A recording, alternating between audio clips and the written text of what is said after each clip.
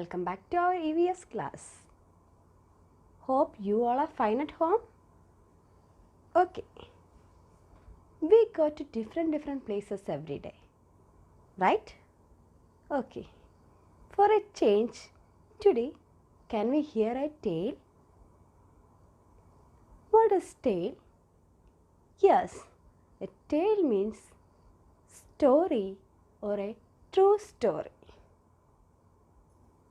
Whose story?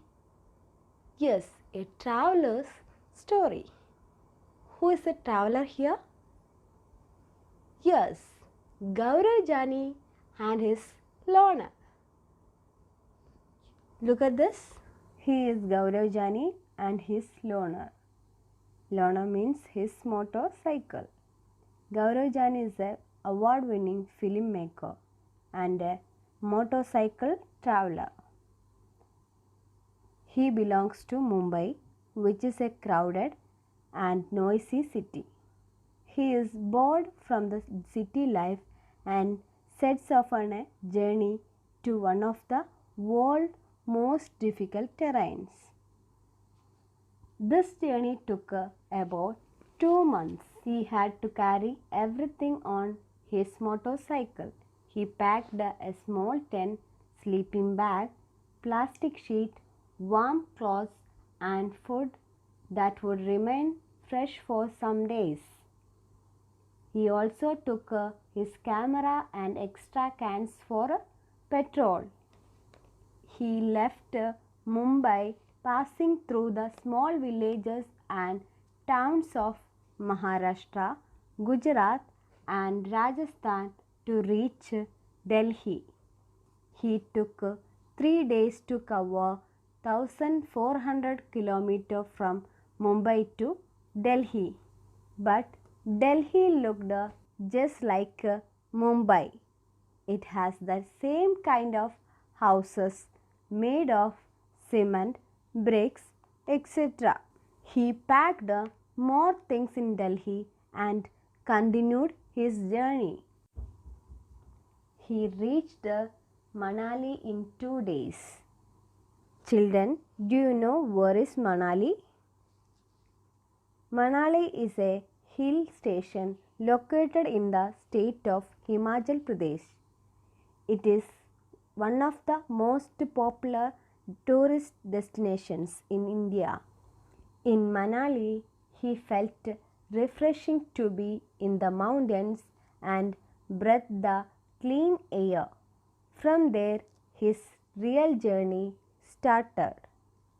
He had to travel through the difficult roads of the states of Jammu and Kashmir to reach Leh in Ladakh. After covering long distances each day, he spent the cold night in his small nylon tent. At last, he reached Leh, which is a high, dry and flat land. It is called as cold desert because it gets very little rainfall. In Leh, he found a quiet street with beautiful white houses. As he rode slowly, he found that he was being followed by a group of children. They called out Jule Jule, which means welcome. They were all amazed to see his loner. Everyone wanted him to come to their home. So he visited Tashi's house. His house was a very special house. The house was made of stones which were kept one over other. The walls were coated with a thick layer of mud and lime. The house looked like a shed from inside with a lot of hay stored there. He took the wooden steps and reached the first floor.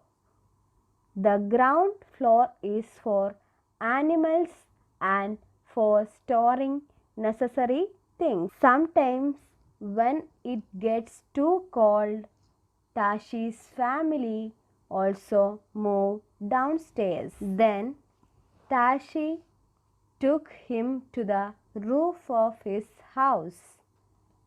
This is the most important part of his house.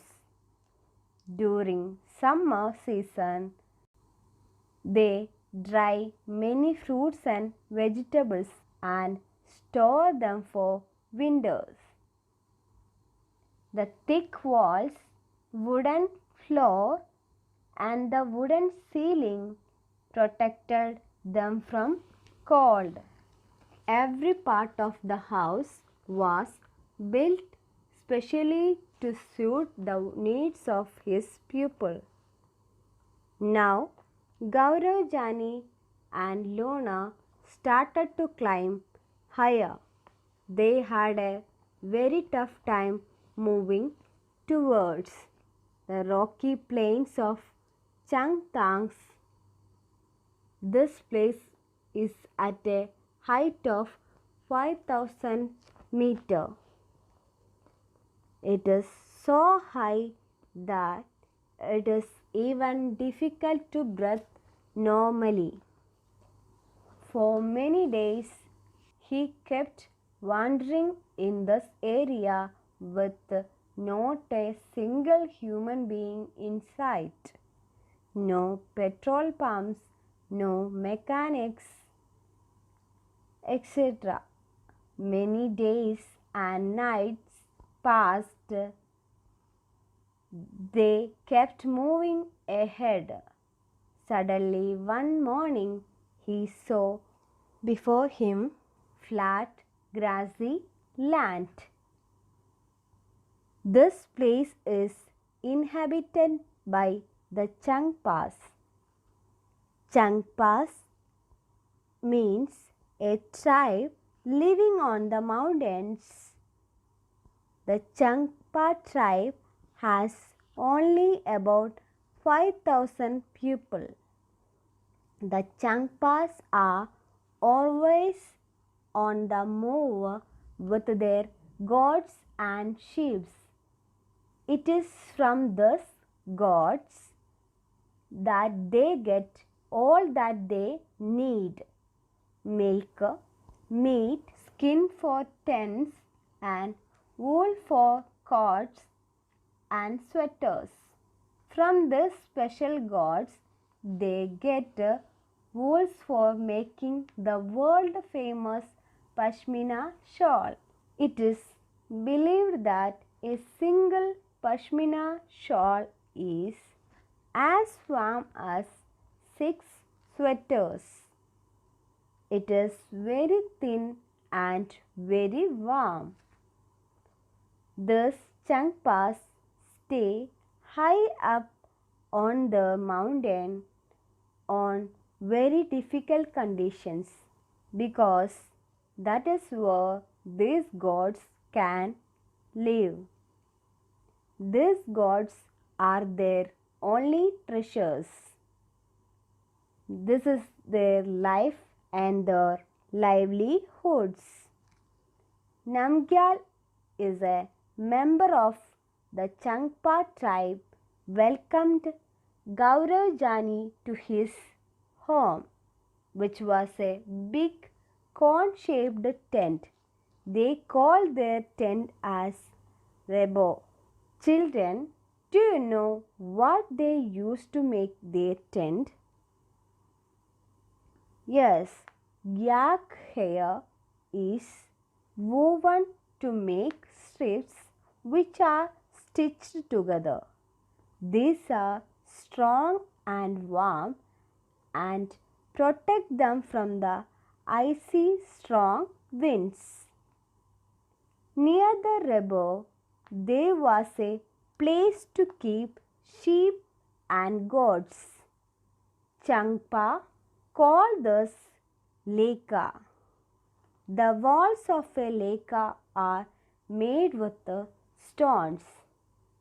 After spending few days with the Changpa, Gaurav Jani started his return journey. This time he took a different route from Leh toward Srinagar via Kargil. He stayed in Srinagar for a few days. He was amazed by the houses there. Here, some houses are on the mountains while some are on water. He took many pictures of this. Children, look at this photo album. This is houseboats. Tourists who come to Srinagar love to stay in houseboats. Next is Donga. Many families in Srinagar live in a donga. These boats can be seen in Dal Lake and Jhelum River. From inside the donga is just like a house with different rooms. Next, beautiful carving on wood can be seen on the ceiling of houseboats and some big houses. This design is called Khatam. Next is villages of Kashmir. Houses are made from stones cut and kept one on top of the other and coated with mud. Next is some old houses have a special type of window which comes out of the wall. This is called a dab. Next, the old houses here are made of stone, bricks and wood. The doors and windows have a beautiful arch that is also called mehrab. From there, he came to Jammu. He saw the same kind of houses which are there in Mumbai and Delhi. He had a wonderful experience of living on the mountains in Leh and another of living in water in Srinagar. He even saw how both the houses in these areas were made to suit the climate. Children, we have now seen different kinds of shelters, some on high mountains, some on water, and some with beautiful designs in wood and stone. We also saw some mobile shelters that can even be packed and carried to another places. That's all in this lesson. See you next class. Bye bye.